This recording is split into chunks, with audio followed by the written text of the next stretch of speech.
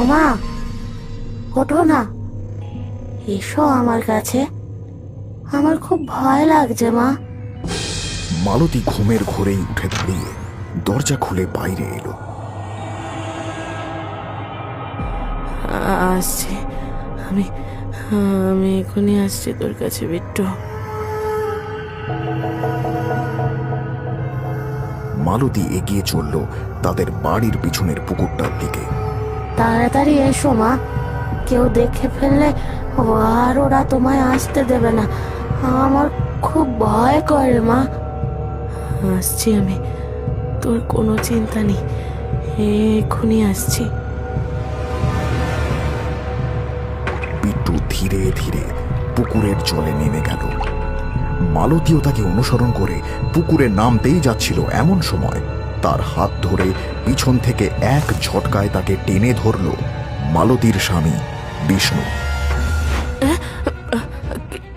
কি হয়েছে? আমি আমি কোথায়? তুমি কি করতে যাচ্ছিলে মালতী? আজ আবার সেই একই ঘটনা? আমি আমি আমি আমি জানি না কি হয়েছে। বিট্টু ডেকেছে আমায়। হ্যাঁ, বিট্টুই ডেকেছে। বিট্টু আজ 1 মাস হলো আমাদের ছেড়ে চলে গেছে মালতী, ও কিভাবে তোমাকে ডাকবে? আমি স্পষ্ট শুনতে পেয়েছি, ওই ডেকেছে। হ্যাঁ গো, হ্যাঁ, ওকে ওকে আমাকে মেরে ফেলতে চায়। ও ডাকলে যে আমি আর নিজের মধ্যে থাকি না। কি আবল তাবল বকছো বলো তো মালতী? বিষ্ণুকে কত ভালোবাসতে তুমি, আগলে রাখতে, সে কেন তোমাকে মারতে চাইবে? চলো ঘরে, চলো ঘরে চলো।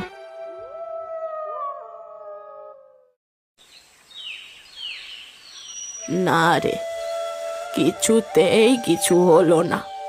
সব রকমের চেষ্টাই তো করে ফেললাম, দেহবন্ধন, গৃহবন্ধন সবই তো করেছি, কিন্তু কিছুই ওকে আটকাতে পারছে না। কিন্তু ওর মায়ের সঙ্গে এমন করছে কেন? কেন নিয়ে যেতে চাইছে ওকে? ওর মা যে ওকে নিজের প্রাণের চেয়েও বেশি ভালোবাসতো।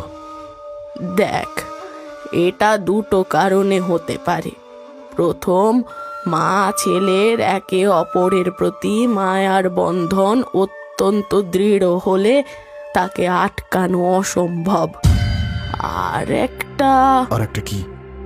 আর একটা হলো, যদি বিট্টুর তার মায়ের প্রতি কোনো কারণে তীব্র আক্রোশ থেকে থাকে, তবে না না, আক্রোশ কেন থাকবে? কোনো আক্রোশ নেই, মায়া মায়া মায়ার জন্যই এমন হচ্ছে। বুঝলাম, তবে মায়া তোকে ত্যাগ করতে হবে মালতী। একে তুই সন্তান সম্ভবা, এই সময় মেয়েদের রাশ হালকা থাকে, যে কোনো অশুভ শক্তি তাকে কাছে টেনে নিতে পারে সহজেই। তার উপরে তো তোর ছেলে অপঘাতে মৃত্যু, তোকে ওকে ভুলতেই হবে, তাহলে যদি কিছু হয়। আমি তোর মা, কি করে ভুলি ওকে বলুন তো? কিন্তু আমার আরেক সন্তানের জন্য তো আমাকে বেঁচে থাকতেই হবে, নয়তো আমি চলেই যেতাম ওর সাথে। আচ্ছা, আমরা এই জায়গা জমি সব বিক্রি করে চলে গেলে হয় না? এ আমার এতদিনের পূর্বপুরুষের ভিটে, এভাবে সব বিক্রি করে চলে যাওয়া যায় নাকি? তাছাড়া যাবই বা কোথায়? সে আমার সব ব্যবস্থা করা আছে, তুমি যাবে কিনা বলো, নয়তো আমিই চলে যাচ্ছি। ব্যবস্থা করা আছে মানে? ঠিক আছে বাবা, তোরা নিজেদের মধ্যে আলোচনা করে যেটা ভালো মনে হয় সেটা কর। আমি তো কিছু করতে পারলাম না, তবে আমার যতটুকু বিদ্যে তাতে আমি বলতে পারি, তোরা পৃথিবীর যে প্রান্তেই যাস না কেন, ও তোদের সাথেই থাকবে। হাসি রে। এদিকে মালতী নিজের স্বামীকে বুঝিয়ে সেদিনই লোক জোগাড় করে বাড়ি জমি সমস্ত বিক্রি করে মোটা টাকা নিয়ে এসে ওঠে নিজের বাপের বাড়িতে। মালতীর বাড়িতে থাকার মধ্যে আছে কেবল তার মা এবং এক ছোট ভাই।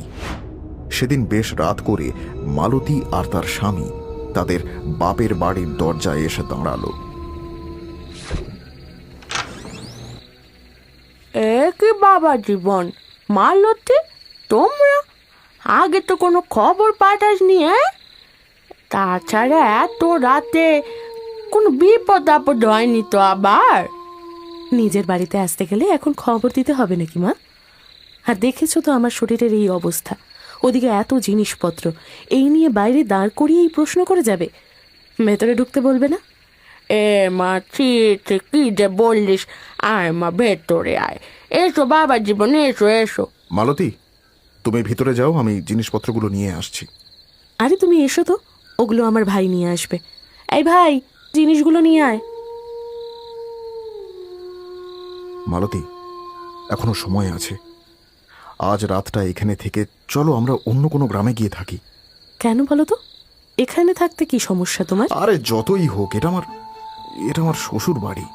জামাই হয়ে শ্বশুর বাড়িতে থাকাটা ভালো দেখায় না। 5 জনে 5 কথা বলবে। কে কি বললো ওতে আমার বইই গেল। এটা বুঝে আমার বাড়ি নয়? সেসব ঠিক আছে, কিন্তু এটা তো তোমার ভাইয়েরও বাড়ি। আজ বাদে কাল তার বিয়ে হবে, বউ আসবে, তখন কি করে এ বাড়িতে থাকতে দেবে আমাদের? থাকতে দেবে না মানে? এ বাড়ি যতটা আমার ভাইয়ের ততটাই আমাদের। এই সম্পত্তিতে আমারও ভাগ আছে, বুঝলে? কিন্তু আরে রাখো তো তোমার কিন্তু, আমার খুব খিদে পেয়েছে। ওমা, আমরা কি না খেয়ে শুয়ে পড়বো নাকি? না না, খাবার তৈরি হয়ে গেছে। বাবার জীবনকে নিয়ে ঘরে আয়, আমি সব গুছিয়ে দিচ্ছি।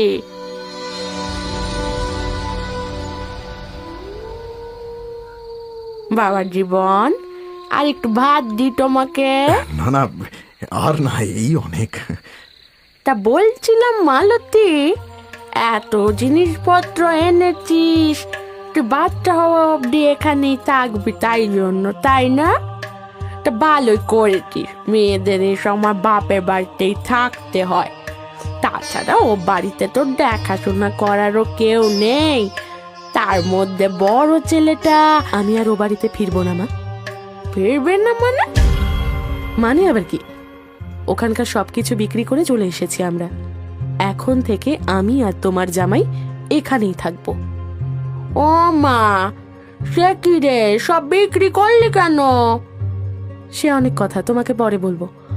আর আমরা এখানে থাকলে তোমার আপত্তি আছে নাকি? না না, আপত্তি কিসের? কি যে বলিস! তবে জামাই বাবা জীবনের ব্যবসাটা না, মানে আমাদের অবস্থা তো জানিসই। উনি আপনি ভাববেন না মা, আমি আপনার মেয়ের কথা এখানে থাকতে এসেছি ঠিকই, কিন্তু আপনাদের ঘাড়ে চেপে বসে থাকবো না। ওখানকার জমি জমা বিক্রি করে যা টাকা পেয়েছি তা নিয়ে এখানে আমি আমার ব্যবসাটা শুরু করব। ভাবছি কালই এখানকার বাজারে একটা দোকান দেখে কিনে নেব। আপনাদের কোনো অসুবিধা হবে না।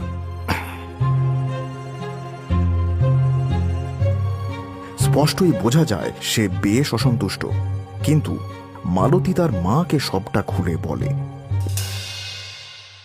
এরপর কেটে যায় বেশ কয়েকটা মাস। সেদিন সন্ধে থেকে মালতীর প্রসব যন্ত্রণা শুরু হয়। আর একটু সহ্য কর মা, আর একটু।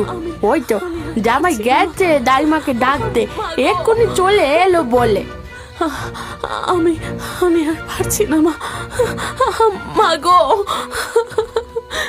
এই তো দাইমাকে নিয়ে চলে এসেছি। তুমি চিন্তা করো না মালতী, এক্ষুনি সব ঠিক হয়ে যাবে। এই বলে বিষ্ণু ঘরের বাইরে চলে আসে।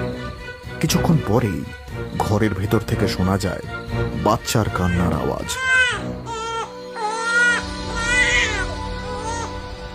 ঈশ্বরের কৃপায় সব ভালোই ভালোই মিটে গেল।